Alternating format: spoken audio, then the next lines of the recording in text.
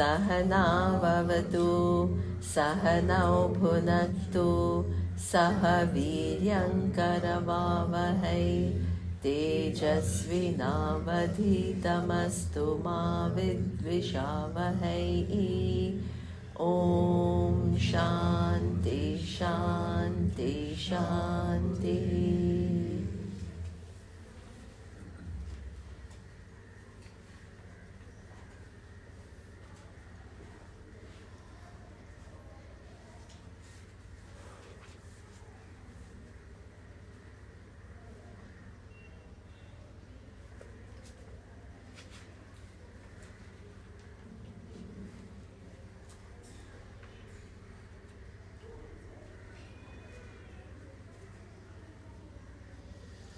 Okay, so let's start the class by you tell me which are the values we have seen so far. How much you can recall? Amanitvam. Ahimsa. Shaucham. Very good. Kshanti. Very good. Huh? Acharyopasanam. Very good.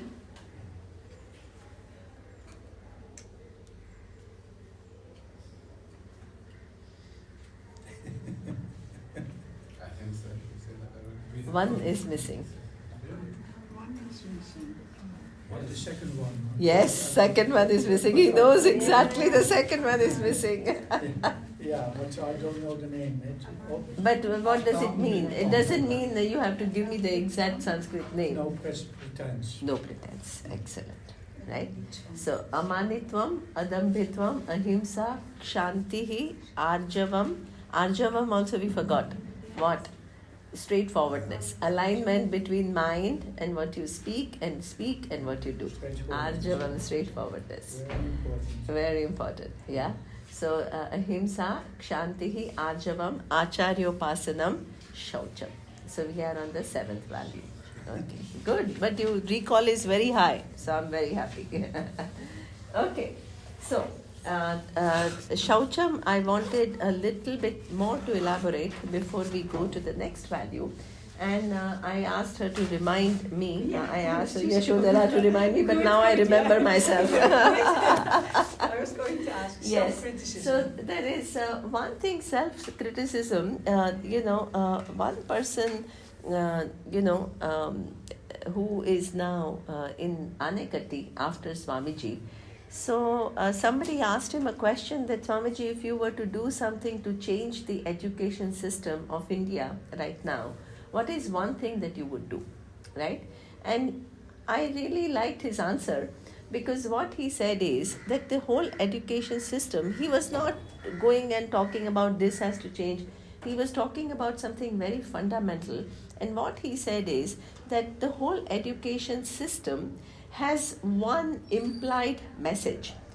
If you do this, you're good. If you get good marks in math, you're good. If you come first in debate competition, you're good. If you win this running competition, you're good. So what it means is, you are good is based on some condition. Yeah. And then what happens is, you can't be good in everything. So you are stuck with this whole feeling of not being good.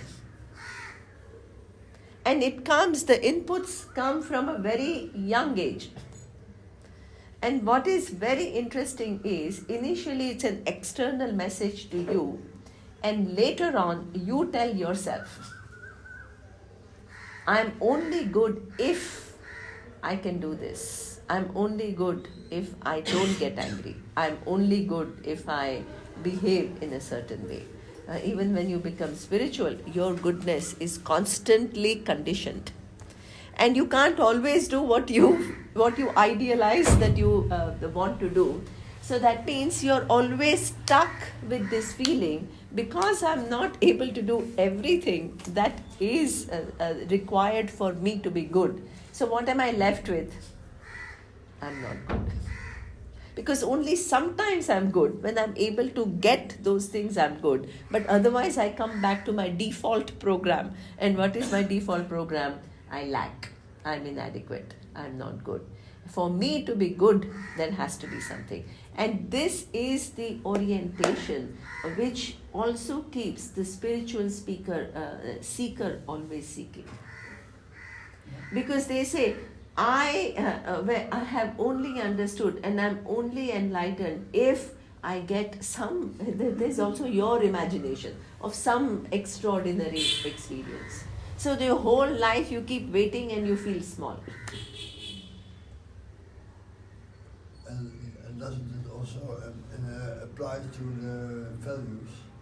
Absolutely. Even it applies exactly to the values. Sometimes you will see in yourself, sometimes you come back to, that little pretense, little himsa, in terms of thought, you're gossiping about somebody. And all of us go back a little bit, right? Now, immediately, being alert and bringing back is a healthy thing. But entering into self-criticism, I'm not spiritual. I'm not growing enough. These are all like a, headmaster in school with a stick. We do that to ourselves. Constantly beating us up. Which doesn't allow us to just relax and be who we are. And slowly, mindfully, help ourselves to learn wiser thoughts, wiser behaviors, wiser speech. I have a trick. Sorry? I have a trick there. So You have a trick. Okay, good. So the trick has a trick. Yeah. Ishvara made me. So if something wrong, Ishvara is responsible. Oh my God. So, Then you make so, Ishvara that's a no bad guy. blame. So, but since Ishvara made me, it must be good. But that doesn't say, one thing is, of course you can say what you want to help yourself. But in that saying, there has to be also some truth. Because when you say, you give entire responsibility of your life to Ishvara, and we then don't take responsibility for ourselves. So, yes, there is something that is our responsibility too, because Ishvara also gave you a faculty of choice. And using that faculty of choice intelligently is not Ishvara's responsibility, it is your responsibility. So therefore, when the mind goes, to bring it back is our responsibility, right? Otherwise it will go off and you will then say, I'm a murderer, but that is also Ishvara has made me, so I'm fine. So we have to be you will not do it, but anybody can use this line of thinking to justify anything. That's the danger, yes. So that's a danger. Yeah. So you don't necessarily want to do that. You do want to take responsibility for your life and the evolution, right? So this is why this Kathopanishad imagery is very nice, that you are the owner of the chariot. You have been given this chariot, which is the body, and 5 horses stand for the senses. And then you have a Sarathi who rides the chariot, which is the mind. And what is the responsibility of the owner? That you use the chariot and the charioteer to reach your goal. That is your responsibility. It's not Ishvara's responsibility. What has Ishvara given you? Ishvara has given you the platform and the possibilities. So if you begin to think everything Ishvara is doing, then it becomes a problem. In 2 ways, cognitive problem. One is Ishvara is not an actor. If Ishvara becomes an actor, a doer, then the doer has to have a mind to make a choice. And then what will happen is Ishvara then becomes a murderer. Ishvara becomes a rapist. So there is no doership on part of Ishvara. This is the truth of Ishvara. It's just, see, please understand, I have a free will. I use my free will to drop. And what is Ishvara? Law of gravity. If I drop, what will happen? It will fall. Who is the doer? Me or Ishvara? You. It's very, very important to understand. Really. Because otherwise, Vedanta, you create your own thinking in part and you deviate from the reality. And that is dangerous. So, this is also one thing that we all have to be little bit, this is also what we call Vaktapas, right? Otherwise, what happens is everything that we learn in the class gets a little distorted. Oh, Ishvara is doing this, Ishvara is doing that, Ishvara is doing that. Ishvara is not the doer. And you are the doer and you have to take the responsibility. This is the teaching.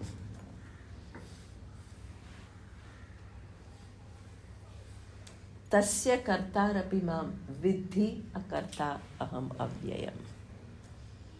Everything happens according to my laws within my possibilities, but I am not the doer of anything.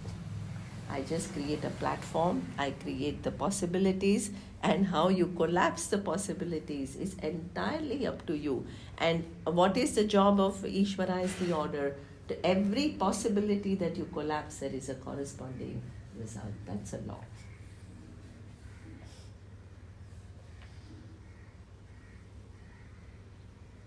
So this is something that we have to, be little careful about. It seems that you can use the opposite standpoint as well. And Yeah. we have Ramesh Balsekar, Yes. and his main teaching, or nearly his only teaching, is you're not a doer. Yeah. And to investigate into Yeah. anything and see finally, when you come down See. to it, that it's always all See. kind of influences here or there. And he has this picture of, you're going in a boat, and then another boat bumps into you, and you think you want to get angry, but then you see there's no one else in the other boat. So what's the point? Getting angry. of See, one becoming thing. angry? His Yeah. teaching is always there's no doer. Yeah. You're See, not the even doer. Vedanta says, Vedanta also says that. Please don't think Ramesh Balsekar says this. Upanishad says that also. He may be saying what Upanishad say. But you are akarta is your reality. Why is it a reality? Because awareness, which is your essential nature, doesn't engage in action. Doesn't engage in action. But you can't always talk about the final reality. See, you have to map yourself in this whole pursuit of knowledge accurately. If you have not yet got it, and if you keep pretending that this is my reality, then what happens is there is no growth. What is the growth if you are not a karta? Why is Lord Krishna talking about 20 values if you are not a doer at all? But who is ahimsa for? Who is non-pretense for? Who is amanitvam for? Who is accommodation for? It is for the individual. And so if you map yourself accurately, then what you will say is, right now, I am an individual. And I have to get to this truth about myself, which is my final truth, and that is true, that I am akarta. But life is not as easy as I just start repeating to myself, I am akarta, I am akarta, I am akarta. And therefore, then nothing sticks to you. No, this saying from I'm not a doer has to be used in the right sense. Absolutely. That's very important. That is extremely important because, see, what is important is, otherwise what will happen is, there will be so much confusion. So, you are the one who is deciding, right? Today I want to go to the beach. Now if you tell yourself, there is no karta. Do you understand? It will create you will become crazy one day.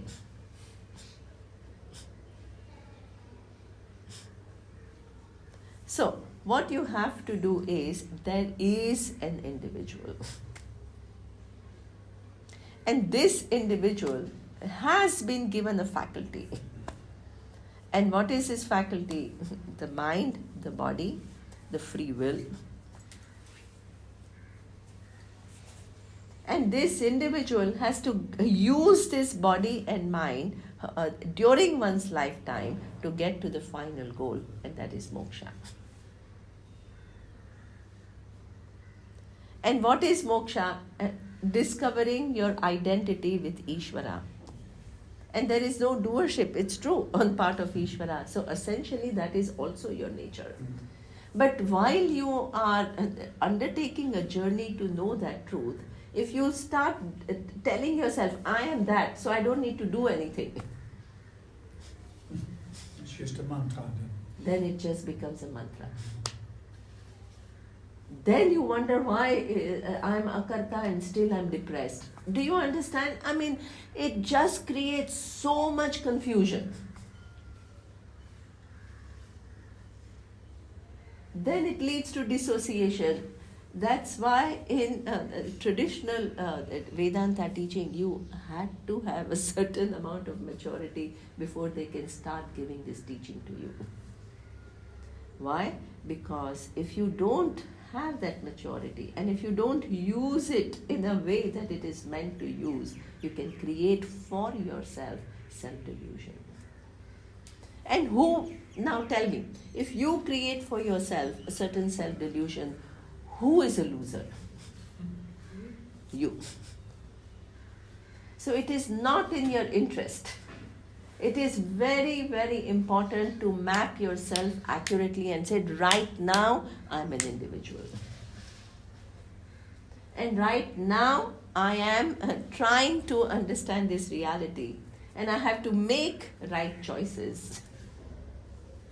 And as I grow, as I clean up, as my mind becomes more and more ready, then what happens is my mind to actually accurately understand the truth and to hold the truth and let that truth govern the whole being, that will become a reality.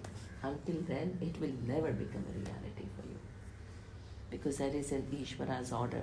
If you have not prepared yourself, there is no possibility. That mantra repeating is not at all something that, you have these Indian priests, right? They learn, they go to Vedic pathshalas, and they, from early age, they chant all the Upanishad mantras. So in Taittiriya Upanishad, Brahmavid apnoti param, tadesha bhyukta, satyam jnanam anantam brahma. So they chant, what is this? I am Brahman. And they repeat like a mantra. You ask them, what does it mean? They have no clue. Or how is it so?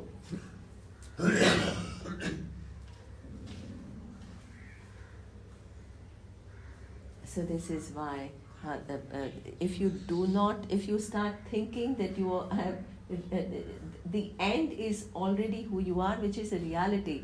But before you have removed the ignorance, if you start saying that I am the whole and I am the non-doer and I am the truth of everything, then in fact, what will you do in life? Tell me.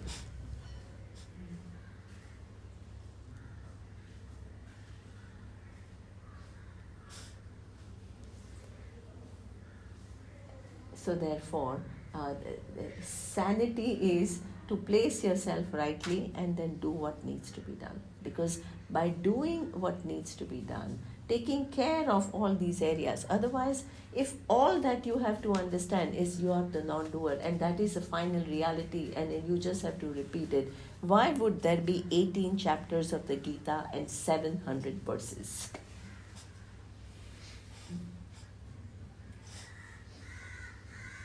Arjuna was not dumb.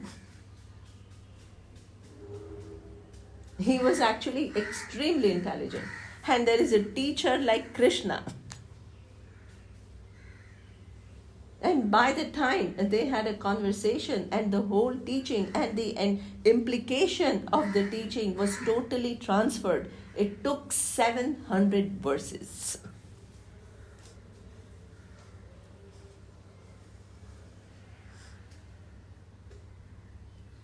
And even in the middle, Arjuna asks, Lord Krishna, you are giving me so much knowledge, it's so profound, it's so big.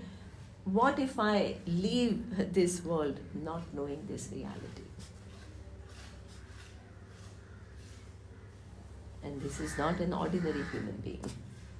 And this is not an ordinary teacher.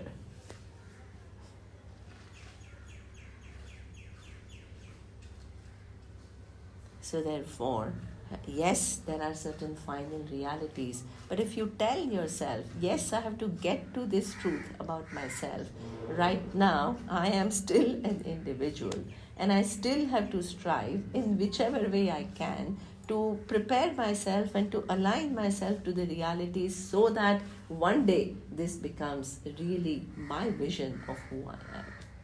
Not somebody else is saying this.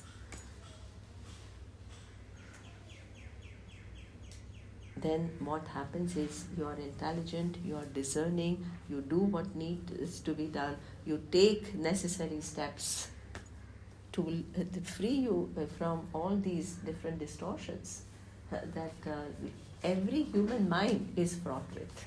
These values are extraordinary values. Who can tell me that none of these values, I have been living all these values and I need to do no work?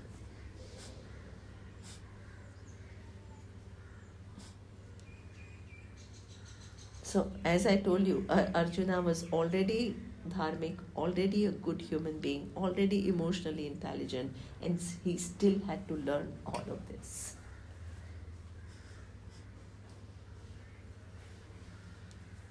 To become eligible for knowledge. What is the first question? Where did we start these values with? What was the question? What is the how did we start? What is gnanam and what is gneyam? What is to be known by me and what is the means of knowing it? And what is this? This is means of knowing it. Means if you want to know your truth, you can't bypass these steps.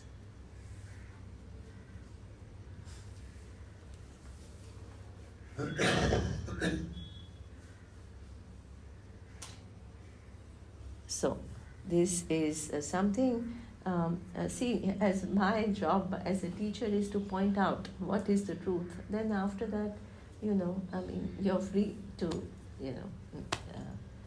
take what you want, not take what you want. That's not something that I can control. What I can control is what I say. And I have to remain true to the teaching.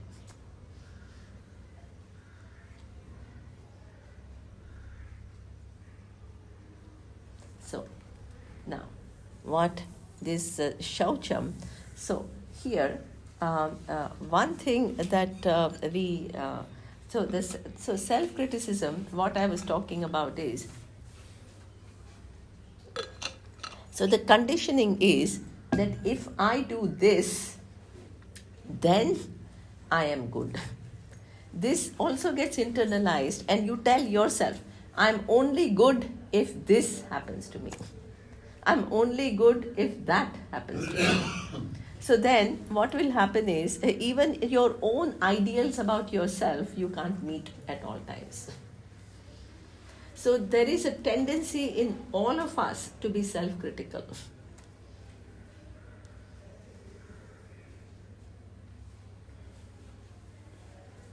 So what happens is,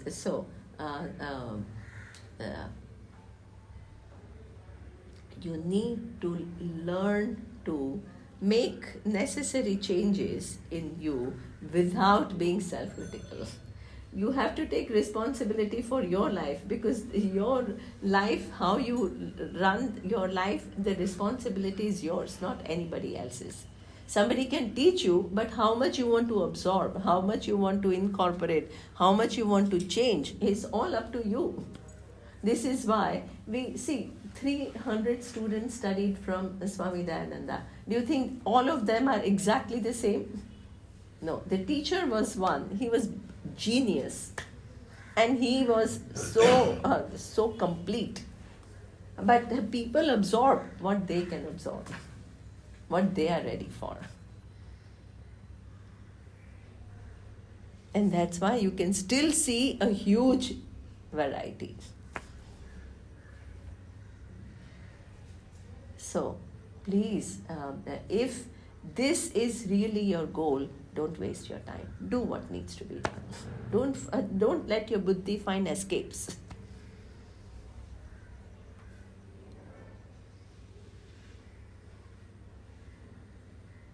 And in fact, if you do what needs to be done, there will be a relative cheerfulness, there will be relative satisfaction, there will be relative joy, relative absorption.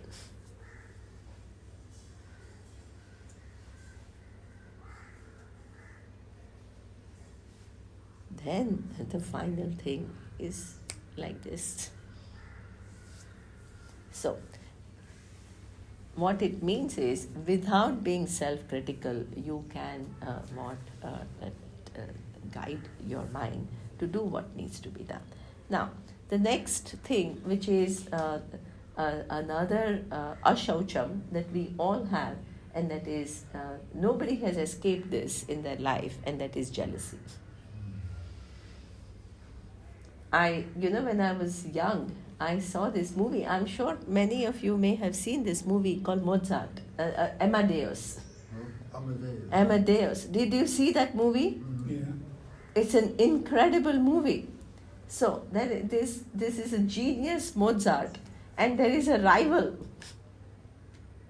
His rival is so jealous of him, he destroys Mozart. He makes him go crazy.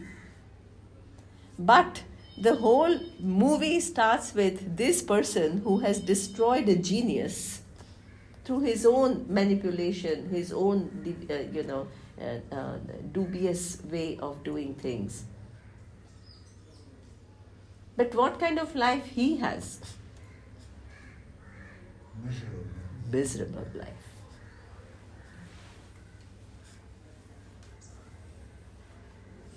So what it means is, what is the beginning of it all? Rivalry and jealousy. Both are musicians. Self-denial. Absolutely.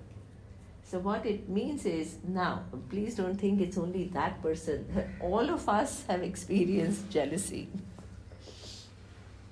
Some sense of competition.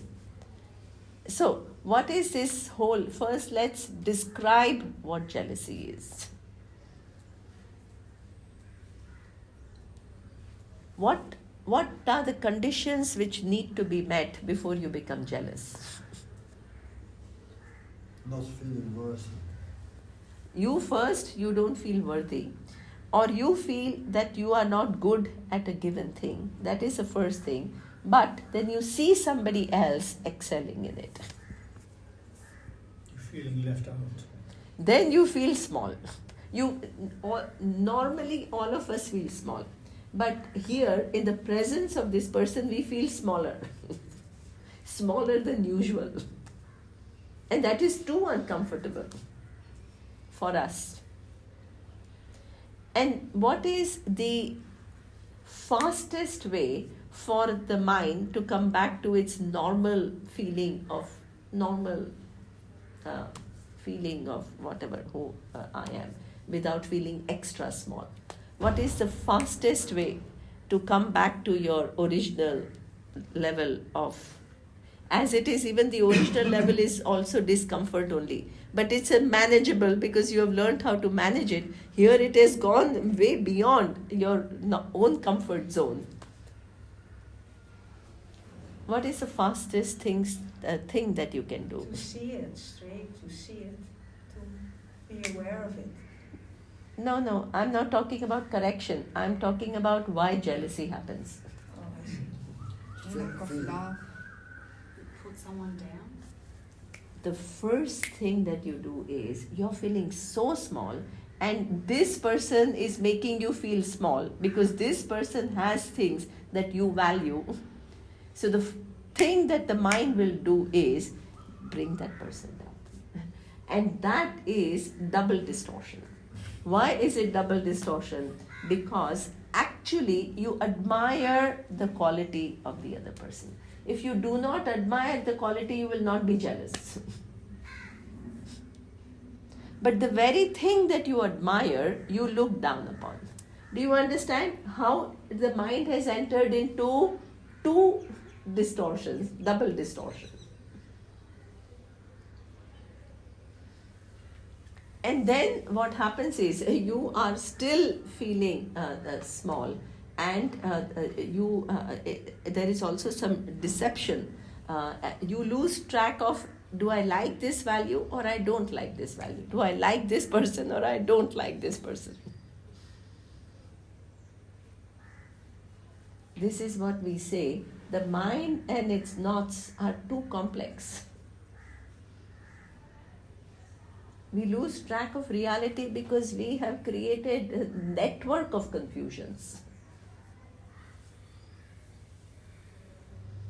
So, what is an antidote to jealousy? And another thing which is very important, suppose I'm a tennis player and I want to be successful. Will I be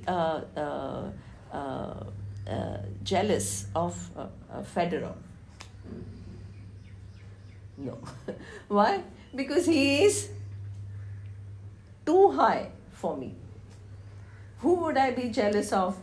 Person in my class who is winning all the competitions, and I'm working so hard and I'm not able to win the competitions. Yeah.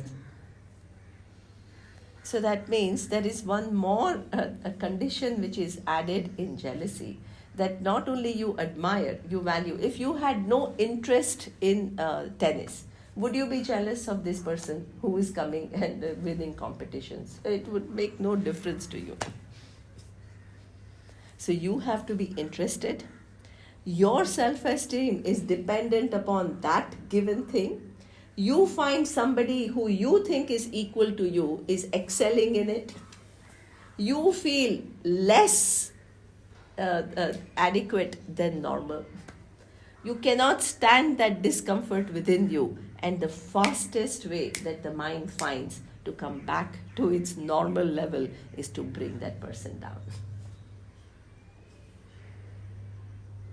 How many things have happened? So many, the mind has tuck, tuck, tuck, tuck, tuck, in 2 seconds, it has processed all of this and it has created this emotion called jealousy. Now, how many of us are courageous enough to say, in any given situation, I am jealous?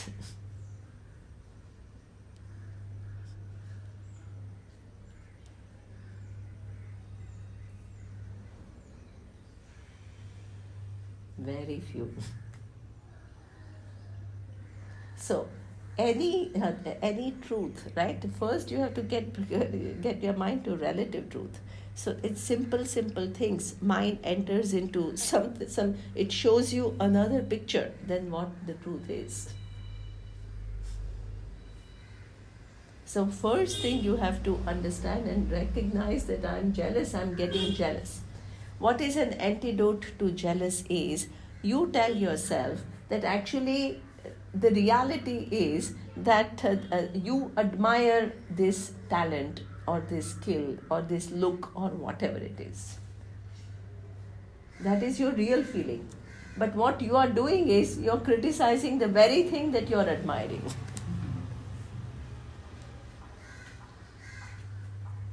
So now, what is the right way to bring the mind back on track? You actually change and you can say, I admire the way this person plays tennis. Because that is the truth.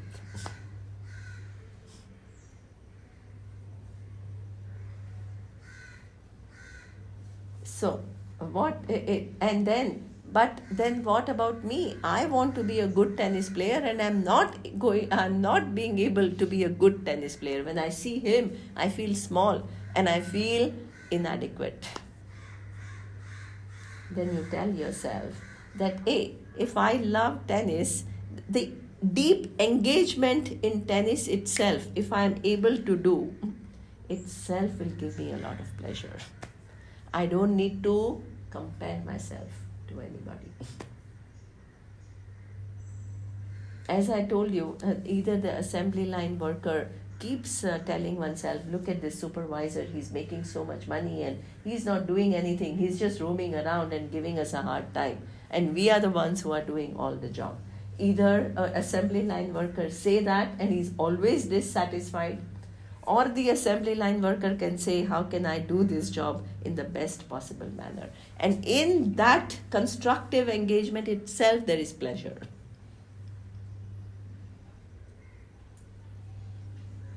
When you engage, why are musicians? Musicians are quite extraordinary people. They reach peaks of well-being and joy. Any artist. Why? Because they find deep absorption. I don't know if you're an artist, you can notice when especially in Indian classical music, when a person comes on the stage and initially the person brings oneself. So the person is self-conscious about one's voice, about one's presence. Will I be able to perform very well or not? There is this person who is always trying to do the best. At one point, there is an absorption. The person loses track of the audience, the person who's sitting in front, they connect. And that's when the person reaches the peaks of one's performance. When the person loses that whole self-consciousness.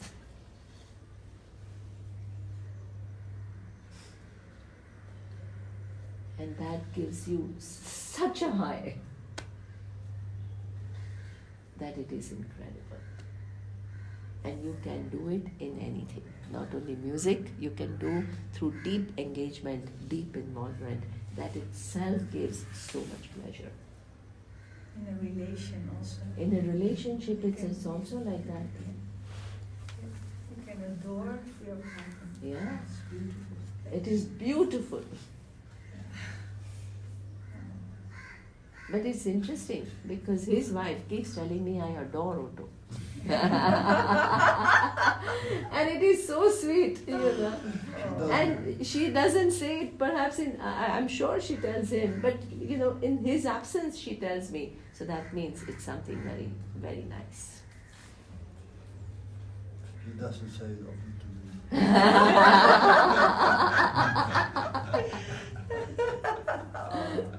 She does, but she don't always listen.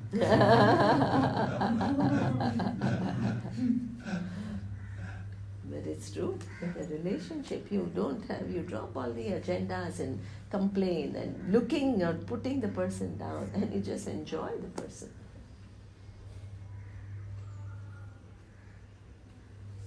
So this is what we call, now here you can bring Ishvara. If you say the entire universe is a manifestation of Ishvara, then somebody else is excelling, I have to admire that. This is a glory. It's not something that I have to put down and compare myself and what feels small.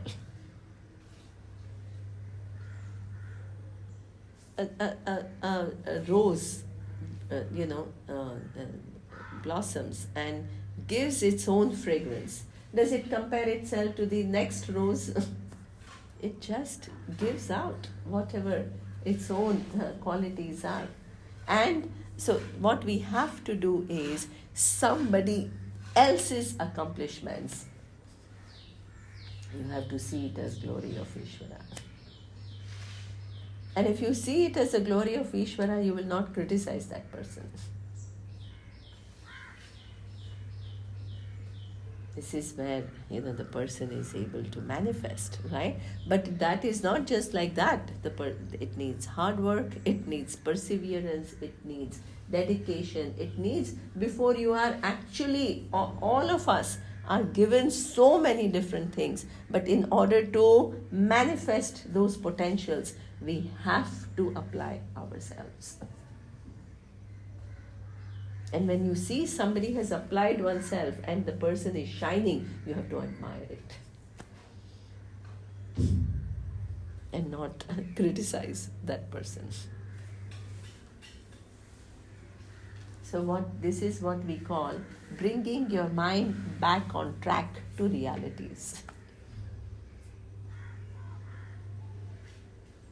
That you love something about somebody, you have to have the courage to say, I love it, and that's wonderful. The person has it.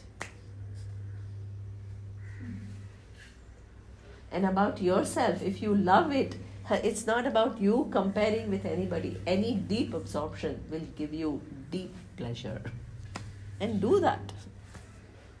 You don't have to become Picasso. You can still draw and derive a lot of pleasure from it.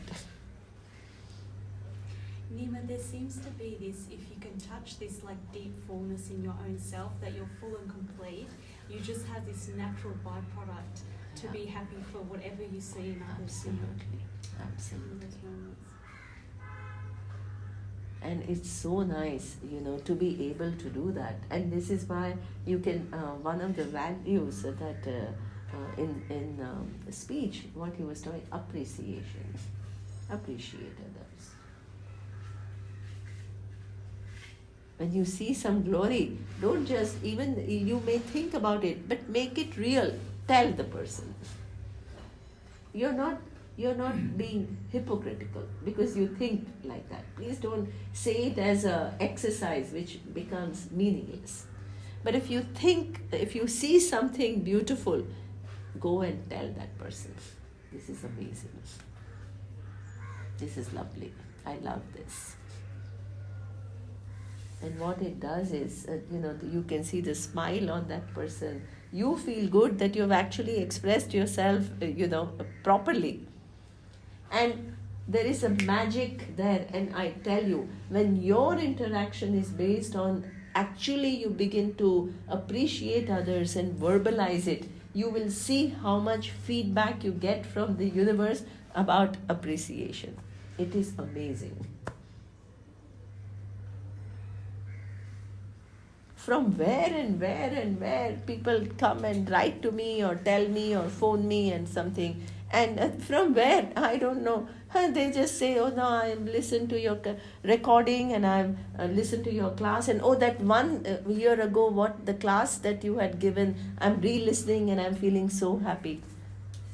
Almost every day I get somebody or the other.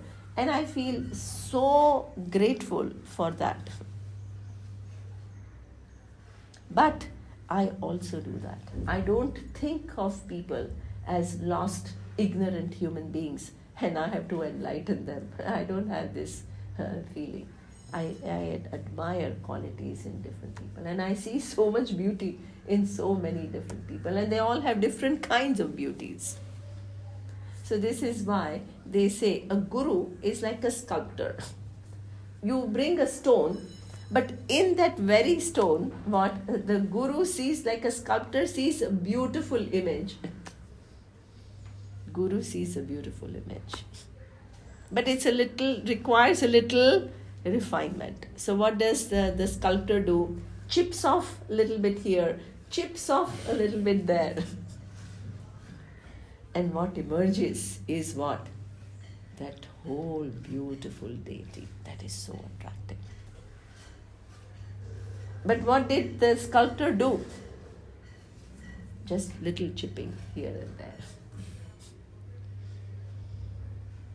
So when a person comes to you, right, to learn something so beautiful, and the person is beautiful, unless you are ready, this knowledge will not come to you. And this is the truth. Unless you are seeking it. This I didn't get. Can you explain a little bit? So what it means is that anybody who comes to you and seeking this knowledge is a beautiful human being. Do you mean this knowledge now? Yeah. Yes. Yeah.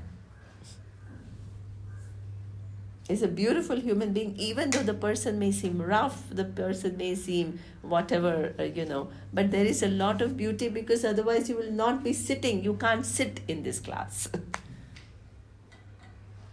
if you are not seeking.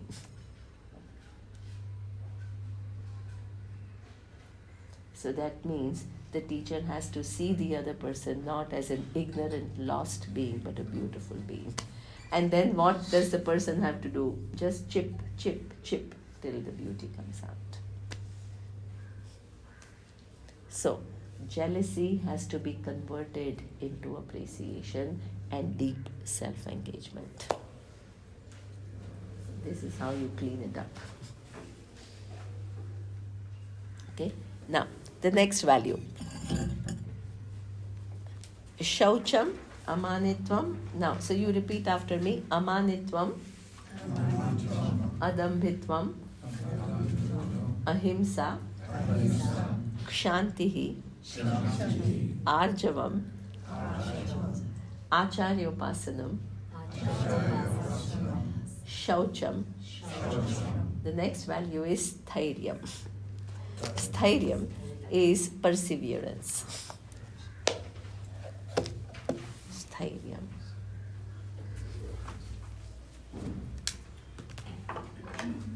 Can I clear this? Yes.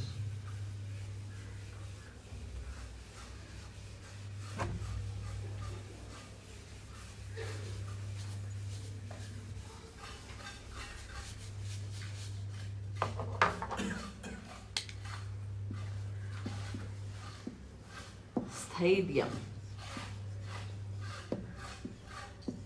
And the meaning of sthiryam is staying with one thing for a length of time. So this is what we call perseverance.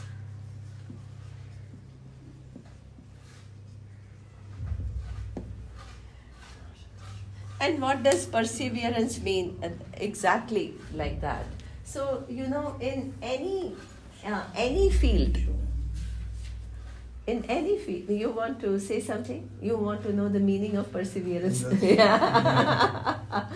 Being able to pursue any one given thing for a long time with dedication. That is perseverance. Doorzettingsvermogen in het Nederlands. Sorry? In the Dutch language. Doorzettingsvermogen. What is, how do you say it in Dutch language? Doorzettingsvermogen. Oh, that is too difficult. Oh. That is also for me, those words are Those also words are- Now I can understand your difficulty. My God, even sometimes, people tell me their names and when I read, I can recognize. But when they pronounce, I'm like, how do you pronounce these names? It's so tough. Perseverance in English? Perseverance. Yeah. Yeah. Oh, yeah. Yeah. I just check the spelling. S-T-H-A. Yeah.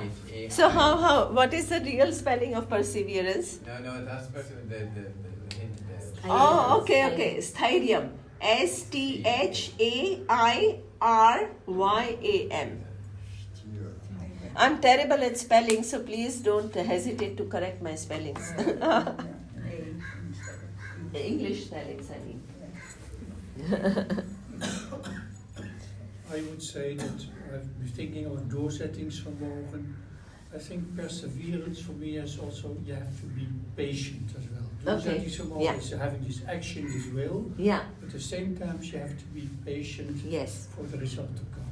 Yes, absolutely. See, one thing we have to understand, right? Anybody, suppose you became a mathematician, right? How many years of mathematics it took you in order for you to become mathematician? 10 years. 10 years, right? Now, anybody became a doctor. How long did it take for them to become a doctor? Again, 10 years of hard work and dedication, right? You became a good artist. How many years? Any excelling in one given thing takes how many years? Years of hard work and dedication. Now, there is something that we all have, which is an interesting attitude. In spirituality, we constantly expect something will happen and I'll be, right?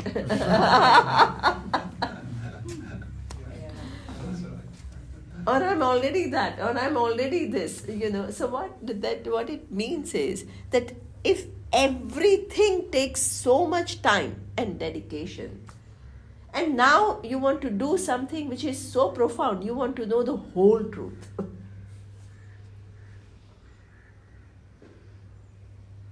And how does your mind create a picture? Oh, it will happen like this.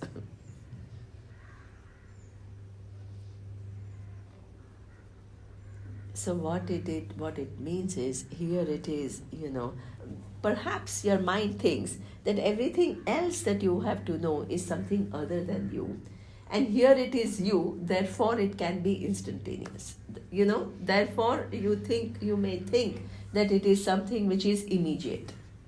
But you have to, now imagine, transform the mind from it thinking I'm small and insignificant to seeing that I'm the whole.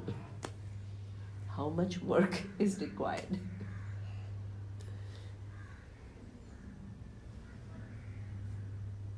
Even though it is your true nature. So what it means is, it requires perseverance. It requires patience. Patience, along with patience, what? Constant engagement.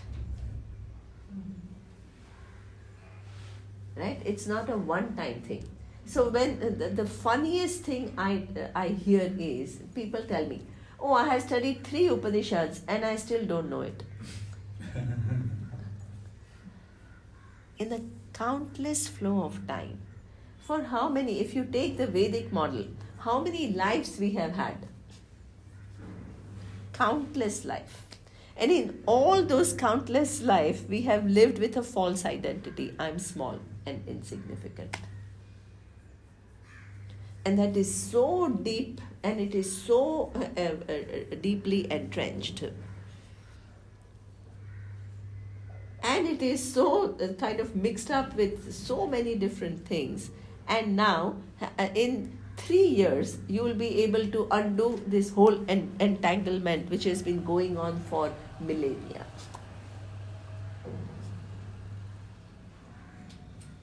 It's all just, the mind is so immature. It's not able to see the enormity of what is being said.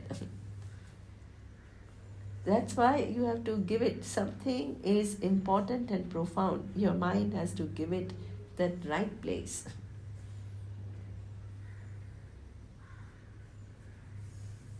So this is why I have, I have 2 different kinds of students, and they are 2 very different.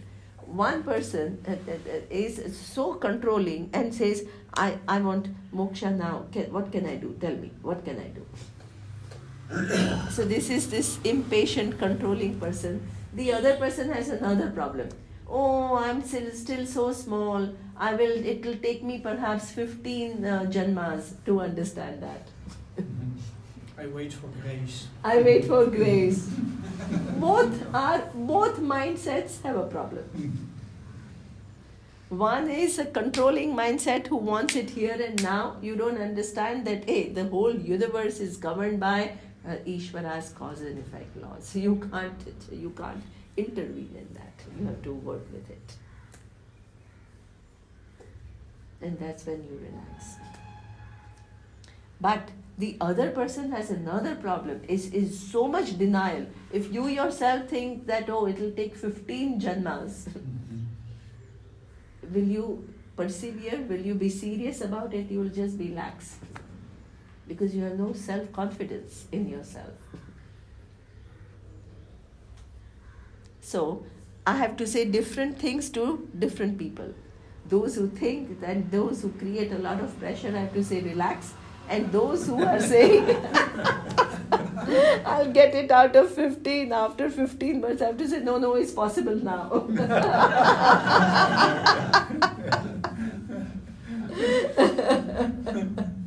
Right? So, the important thing is, you have to do what you have to do, and you have to do it sincerely. This is why perseverance is a value. Yeah. And sincerity. And consistency. Sometimes people come to my class, and then what happens is, suppose they get into some difficulty, then what they say is, I'll solve that difficulty and I'll come back to your class. I said, my class will help you to solve that difficulty. So, sometimes we don't know, people just drop things. So Swamiji used to say that many of us are Arambashura. Initially we are all very enthusiastic and we all want to learn. But slowly what happens?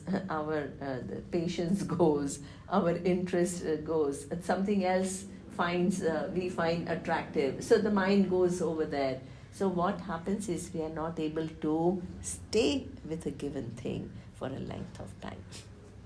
Suppose you are learning Carnatic music. Can you just learn like that? How many years? And some of the classical teachers have for some few months, they will only teach you Sare Gama Pada Nisa Sani Dapa Magaresa, and you have to get your swaras right before you can even go to other ragas. So here, what kind of, you have perseverance, and what do you do? So many different things are talked about. One is, he's looking at the watch. Is it time? Yes. Ah. We give you water. Sorry? We give you water. Give you more time. I give you more time. Okay. Yeah. So, wait. So, there are 2 or 3 different pursuits. One is what we call listening to Shastra. That is Shravanam, Mananam and Nididhyasanam. The other is paying attention to your emotional maturity. Then the other thing that we need to do is cultivate all these values. They've got nothing to do with your emotions. It's just the value, kind of value with which you live your life. They have connection to your emotional maturity, but it's a different thing. And then we also need to pay attention to our connection to Ishvara as such. Bhakti is important.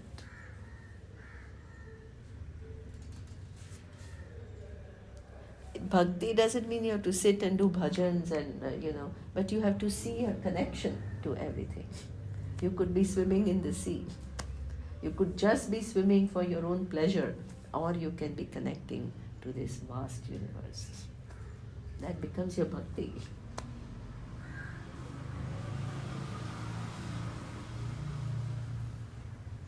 So, these are different things that we need to cultivate within us. So when we say perseverance, we don't do only one thing. We do many different things, and we are alert and we are mindful. And that's what makes it all possible. So I will talk about it a little bit in the next class. Om Purnamadav Purnamidam Purnat Purnamudachyate Purnasya Purnamadaya Purnamevavashishyate. Om Shanti Shanti Shanti. Om Shri Gurubhyo Namaha. Harihi Om.